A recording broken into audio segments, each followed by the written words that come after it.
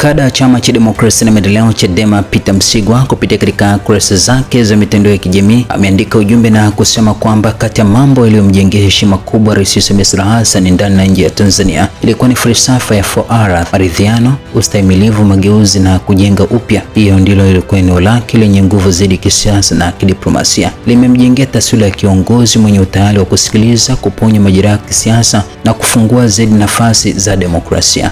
Kwa kiasi kikubwa 4R zimefunika madhaifu mengi na kujenga uaminifu mkubwa ndani na kimataifa. Hata hivyo, kuendelea kuwepo kwa mvutano wa kisiasa, kuwekwa kizuizini kwa Tundu Lissu kwa mashtaka yanayomkabili, kuzuiwa kwa shughuli za kisiasa za Chama cha Demokrasia na Maendeleo Chadema kwa kipindi kirefu, pamoja na matokeo ya vurugu na mauaji yaliyoripotiwa tarehe 29 mwezi wa 10 2025 kumeibua maswali kuhusu utekelezaji halisi wa roho ya 4R na kumeathiri taswira ya uongozi wake kwa sehemu ya wananchi na jumuiya ya kimataifa. Iwapo kulikuwa na washauri waliomshauri aachane na roho ya 4R au kuipunguza kwa kuamini kwamba nguvu za dola na udhibiti wa kisiasa vingetoa matokeo bora zaidi, basi inawezekana ushauri huu ulikuwa na gharama kubwa kisiasa, kwa sababu 4R zilikuwa zimekuwa si kauli mbiu tu, bali mtaji wa kisiasa na wa kidiplomasia uliomtofautisha Rais Samia na kumjengea heshima kubwa.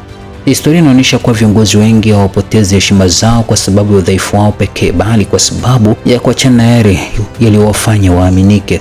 Kama kweli kulikuwa na washauri waliomsukuma kuondoka kwenye njia ya maridhiano, mageuzi na kujenga upya, basi hao ndio waliomnyang'anya silaha yake kubwa zaidi ya kisiasa.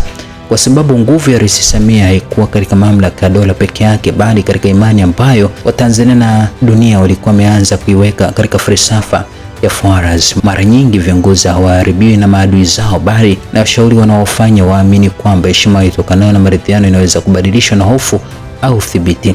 Historia imeonyesha mara nyingi kwamba hofu inaweza kuleta utiifu wa muda, lakini maridhiano na uaminifu hujenga urithi wa kudumu.